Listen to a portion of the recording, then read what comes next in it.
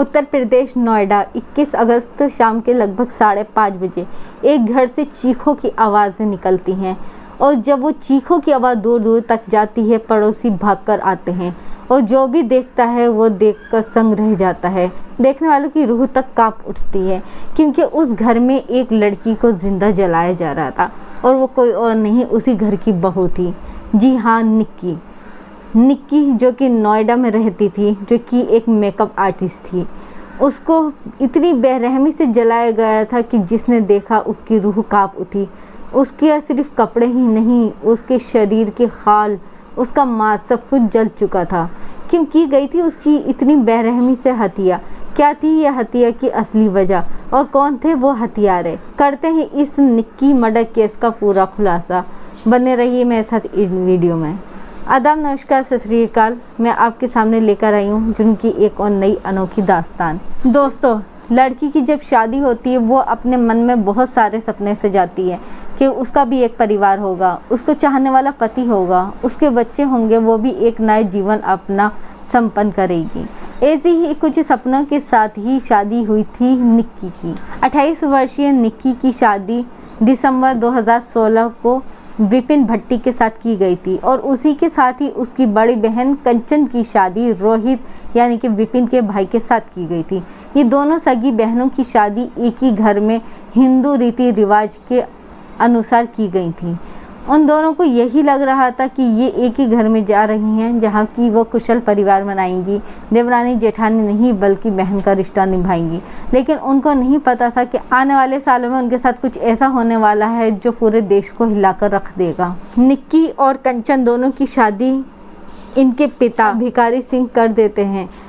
शादी के समय स्कॉर्पियो की मांग की जाती है। भिखारी सिंह दहेज में स्कॉर्पियो भी देते हैं। बाद में बुलेट की मांग की जाती है, वो बुलेट गाड़ी भी दे देते हैं। लेकिन यहीं ये किस्सा नहीं थमता। इनके ससुराल वाले लालच के भूखे थे। उनकी मांग दिन पे दिन बढ़ती जाती है। आए दिन वो कुछ ना कुछ डिमांड करते थे और डिमांड पूरी नहीं होने पर वो अपनी बहुओं को टॉर्चर किया करते थे और ख़ासकर कि निक्की को। निक्की एक मेकअप आर्टिस्ट थी और अपनी बहन के साथ वो स्टूडियो चलाती थी, लेकिन साथ ही उसको इस पीड़िता का भी सामना करना पड़ता था क्योंकि परिवार वालों की अगर माने तो निक्की का जो पति था वो अय्याश था, यानी कि शराबी भी था। वो शराब पीता था, लड़कियों से उसके अफेयर रहा करते थे।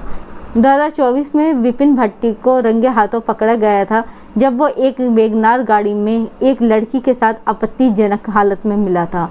ये वीडियो भी आजकल सोशल मीडिया पर बहुत वायरल हो रही है, जिसमें विपिन भट्टी को उस लड़की के साथ आपत्तिजनक हालत में देखा जा रहा है। पिछले 8-10 दिनों से निक्की और उसके पति विपिन में बहुत ही ज़्यादा झगड़े बढ़ गए थे। निक्की के भाई ने बताया कि उन्होंने कुछ दिन पहले ही एक मर्सिडीज कार खरीदी थी और वो देखने के बाद विपिन निक्की को टॉर्चर कर रहा था कि उसको मर्सिडीज कार चाहिए, साथ ही उसको 60 लाख रुपए भी चाहिए।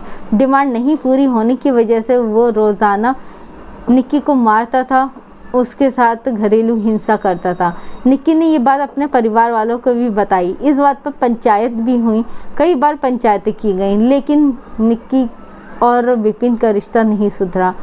वक्तीय तौर पे उन लोगों ने आपस में सुलह कर लिया, लेकिन ये झगड़ा आए दिन बढ़ता रहा और किसी को नहीं पता था कि ये आगे जाकर इतना बढ़ जाएगा कि इसका अंजाम इतना खौफनाक होगा। 21 अगस्त 2025 शाम के लगभग 5:30 बजे थे जबकि निक्की और विपिन में बहुत ज़्यादा झगड़े हुए।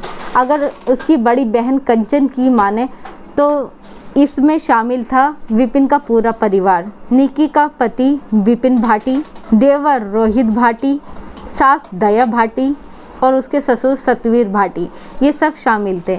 विपिन की माँ विपिन के हाथ में प्रदात देती हैं, वो प्रदात निक्की के ऊपर डाल देता है। निक्की चीखती है, चिल्लाती है, उसकी आवाज़ सुनकर बड़ी बहन कंचन आ जाती है, लेकिन कंचन के साथ भी मार पिटाई की जाती है। तभी वो अपना मोबाइल निकाल लेती है और उसमें रिकॉर्ड करना स्टार्ट कर देती है ताकि एक लाइव प्रूफ बन सके।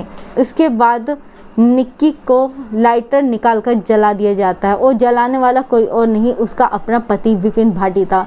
लेकिन उनको नहीं पता था ये जो दुष्कर्म कर रहे हैं, अपराध कर रहे हैं, इसका एक चश्मदीद गवाह भी है। वो गवाह सिर्फ कंचन ही नहीं, उनका एक छोटा सा बच्चा जो कि 6-7 साल का था, वो था जिसने ये सब अपनी आंखों से देखा था। वो नन्ही सी जान जो कि बहुत सारे सपने सजाई हुई थी, वो अपनी माँ को अपने ही आंखों के सामने जलता हुआ देख रहा था और रो रहा था। तभी निक्की की चीखें दूर दूर तक जाती हैं। भागकर पड़ोसी वाले आते हैं। पड़ोसी वाले तुरंत पुलिस को सूचना देते हैं और निक्की को फौरन फोर्टिस हॉस्पिटल में ले जाया जाता है। लेकिन निक्की बहुत ज़्यादा बुरी तरह से जल चुकी थी, इसलिए वहाँ पर उसका इलाज संभव नहीं था। उसकी हालत बहुत ज़्यादा गंभीर थी, इसलिए उसको सफदरगंज हॉस्पिटल में रेफ़र कर दिया जाता है। लेकिन सफदरगंज हॉस्पिटल पहुँचने से पहले ही निक्की की मृत्यु हो जाती है। कंचन कासना थाने में जाकर शिकायत करती है और पूरे परिवार के खिलाफ रिपोर्ट दर्ज कराती है। जब ये खबर मीडिया पर फैलती है तो लोगों में आक्रोश बहुत ज़्यादा फैल जाता है। लोग सड़कों पर आ जाते हैं और गुनहगारों के लिए सख्त से सख्त सज़ा की मांग करने लगते हैं। वहीं निक्की के पिता भिखारी सिंह भी मांग करते हैं कि विपिन और उसके परिवार को कड़ी से कड़ी सज़ा दी जाए और उन पर बिल्डोज़र एक्शन भी लिया जाए। कंचन की शिकायत पर पुलिस ये मामला दर्ज कर लेती है और दबिश डालती है इन लोगों को पकड़ने के लिए। विपिन हाथ लग जाता है, लेकिन बाकी लोग अभी भाग चुके थे।